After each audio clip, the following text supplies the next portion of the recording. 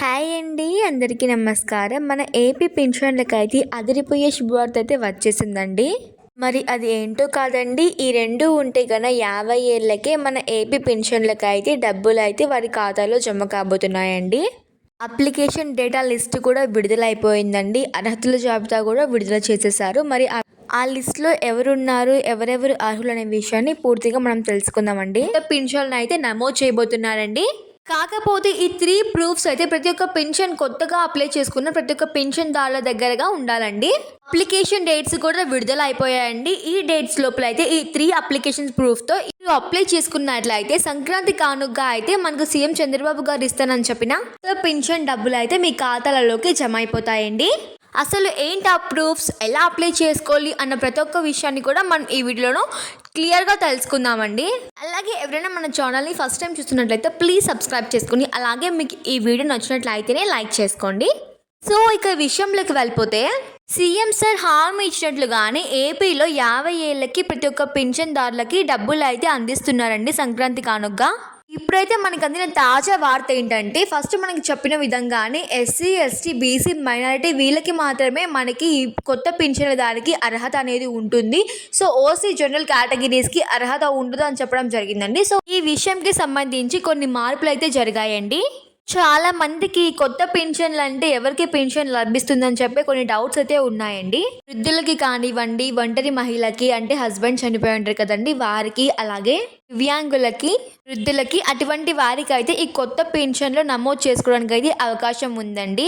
మీరు ఈ వీడియోని లాస్ట్ వరకు చూడడానికి ప్రయత్నం చేసినట్లయితే మీకు క్లియర్ కట్గా ఎక్స్ప్లెయిన్ అనేది చేస్తానండి. సో మీకు నీట్గా అర్థమైపోతాయి ఎవరికైతే అర్హులు, ఎవరు అర్హులు కాదు అనే విషయాన్ని మీకు క్లియర్గా తెలుసుకున్నట్లు అవుతుందండి. సగం స్కిప్ చేసి చూసినట్లయితే మీకు విషయం అనేది పూర్తిగా అర్థం కాదండి. సో ప్లీజ్ లాస్ట్ వరకు చూడడానికి ట్రై చేయండి, ఎందుకంటే ఇది డబ్బులకి సంబంధించిన విషయం కాబట్టి ఎవరు కూడా నెగ్లెక్ట్ చేయొద్దు.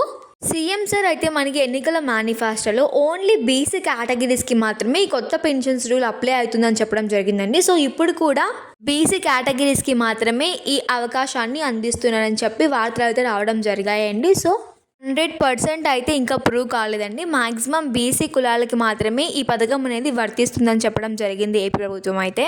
సీఎం సార్ హామీ ఇచ్చేటప్పుడు ఏం చెప్పారంటే, కనీసం ఎస్సీ, ఎస్టీ, బీసీ, మైనారిటీ ఈ 4 కులాలకు అయితే మేము ఈ కొత్త పెన్షన్స్ రూల్స్ని అప్లై చేస్తామని చెప్పడం జరిగిందండి. ఓసీని తీసేసి ఈ 4 కేటగిరీస్కి అయితే చెప్పడం జరిగింది. ఇప్పుడు ఏం చెప్తున్నారంటే ఓన్లీ బీసీకే, ఎస్సీ, ఎస్టీ, మైనారిటీకి ఇవ్వడం లేదు, ఓన్లీ బీసీకి మాత్రమే ఈ పథకం వర్తిస్తుందని చెప్పడం జరిగిందండి. సో చాలా వరకు మన ఏపీ వాసులు అయితే ఈ ప్రకటన రద్దు చేయాలని చెప్పి డిమాండ్ అయితే కూడా చేస్తున్నారండి. ఆల్రెడీ మన ఏపీ ప్రభుత్వం అయితే నిర్ణయం అయితే తీసేసుకుందండి. బీసీ కులాలకు మాత్రమే ఈ డబ్బులు అనేది పంపిణీ చేయాలని చెప్పి డబ్బు జమ పంపకాలను కూడా మొదలు పెట్టేసిందండి. అలాగే ఈ సంక్రాంతి కానుకగా అయితే ఈ అప్లికేషన్ డబ్బులు మీ అకౌంట్లో పడడానికి అయితే జమ చేసిన డబ్బులు మీ అకౌంట్లో పడడానికి అప్లికేషన్స్ అయితే విడుదల చేసిందండి. అప్లికేషన్ కాగితాన్ని అయితే 50 ఏళ్ళు ఉండి వారైతే బీసీ కులాలకి చెందిన వారే ఉంటారు, వారికి మాత్రమే అప్లికేషన్ ఫామ్ మీకు వస్తుందండి. సో వారైతే మీ డీటెయిల్స్ అన్నీ వెరిఫై చేసుకుని అంటే అక్కడ కంప్లీట్గా రాసేసి మీకు అప్లికేషన్ని ఈ సేవలో కానీ సచివాలయంలో కానీ ఇవ్వాల్సి ఉంటుందండి. దానికి సంబంధించి కొన్ని డీటెయిల్స్ అయితే నేను ఇప్పుడు చెప్తాను, ఎలా అప్లై చేసుకోవాలనే విషయాన్ని. సో అలా ఆఫ్లైన్లో కాకుండా ఆన్లైన్లో కూడా ఈ డీటెయిల్స్ అన్నింటినీ ఎక్కించుకోవడానికి అయితే ఒక అవకాశం అయితే సంక్రాంతి కానుకగా మన సీఎం సార్ అయితే ఇవ్వబోతున్నారండి. మేము పేపర్లోనే అంటే ఆఫ్లైన్లోనే రాస్తాము అనే వాళ్ళైతే ప్రతి ఒక్కరు కూడా రాష్ట్ర వ్యాప్తంగా ఎవరు ఎక్కడున్నా కూడా సంక్రాంతి అంటే ముందు రోజు మీరు మీ ఊర్లో ఉన్నట్లయితే గ్రామ వార్డ్ సచివాలయంలో అయితే మీ అప్లికేషన్ని కంప్లీట్గా రాసి వాళ్ళకి ఇవ్వాల్సి ఉంటుందండి. ఎవరికైతే 50 ఏళ్ళు అలాగే బీసీ కులానికి చెందిన వారు ఉంటారో వారందరూ కూడా మీ ఊర్లో ఉన్న గ్రామ వార్డ్ సచివాలయంలో అయితే మీ అప్లికేషన్ని కంప్లీట్గా రాసి వాళ్ళకి అందించాల్సి ఉంటుందండి. మీరు అప్లై చేసుకోవడానికి గ్రామ వార్డ్ సచివాలయంకి ఏం తీసుకెళ్ళాలి, ఎలా అప్లై చేసుకోవాలంటే మీకు ముఖ్యంగా కావాల్సినవి ఆధార్ కార్డు, రేషన్ కార్డు అండి. సో ఆధార్ కార్డులో ఏంటంటే మీకు 50 సంవత్సరాలు ఏజే ఉండాలి. మీకు సపోజ్ 40 ఉండి అక్కడ ఆధార్ కార్డులో 50 ఎక్కించుకొని ఉంటారు కదండి. సో వారందరికీ కూడా ఏపీ ప్రభుత్వం నుంచి గట్టి వార్నింగ్ అయితే వచ్చిందండి. సో అలా ఎవరైతే దొంగగా అప్లికేషన్ని నమోదు చేసుకుని ఉంటారో వారందరికీ కూడా కఠినంగా శిక్షించాలని చెప్పిన రూల్స్‌ని అయితే కూడా మన ఏపీ ప్రభుత్వము ఇవ్వడం జరిగిందండి. సో, ప్రతి ఒక్కరు కూడా అలాగే మీకు మీ వయసు పెద్దదే, అక్కడ చిన్నగా అంటే ఆధార్ కార్డ్‌లో తక్కువగా ఉంది, మీ వయసు పెద్దదే అనుకున్న వాళ్ళు కూడా ఈ డేట్ అంటే అప్లికేషన్ తేదీ మనకి జాన్ 15 వరకు ఉందండి. సో, ఈ డేట్ లోపల అయితే మీ ఆధార్ కార్డ్‌ని వెరిఫై చేయించుకోండి. అప్డేట్ చేసుకున్నట్లయితే మీకు ఎటువంటి సమస్య అనేది ఉండదండి. సో, ఇవైతే ఈ 2 ప్రూఫ్స్ అయితే కంపల్సరీ అండి. ఒకటి రేషన్ కార్డు, ఒకటి ఆధార్ కార్డ్ అండి. ఆధార్ కార్డ్‌లో ఏజ్ అనేది కరెక్ట్‌గా ఉండాలి. సో, ఇలా ఏజ్ కరెక్ట్‌గా ఉన్నట్లయితేనే మీకు ఈ సిస్టమ్ అనేది యాక్టివేట్ అంటే యాక్సెప్ట్ చేస్తుందండి మీ డీటెయిల్స్‌ని. ఈ విషయం అయితే గుర్తుపెట్టుకోండి. ఈ అప్లికేషన్స్ అన్నీ కూడా ఓన్లీ బీసీ వాళ్ళకి మాత్రమే వర్తిస్తాయండి. సో, ఇలా మార్పులు చేయడం వల్ల అయితే ఓన్లీ ఈ కేటగిరీస్‌కి మాత్రమే ఈ పథకం వర్తిస్తుందండి. సో, వీరికి మాత్రమే అర్హత అనేది ఉంటుందండి. ఇక ఈ బీసీ కేటగిరీస్‌కి ఇలా అప్లికేషన్స్ ఫామ్స్ అన్నీ కంప్లీట్‌గా వెరిఫై చేసిన తర్వాత తనిఖీలు అయితే కూడా మళ్ళీ ప్రారంభిస్తారండి. సో, ఈ అప్లికేషన్స్ అన్నీ కరెక్ట్‌గా కంప్లీట్ చేసిన తర్వాత గ్రామ సచివాలయంలో అన్నీ బ్లాక్ చేసిన తర్వాత అయితే మళ్ళీ దీనికి సంబంధించి తనిఖీలు అయితే ప్రారంభం చేస్తారండి.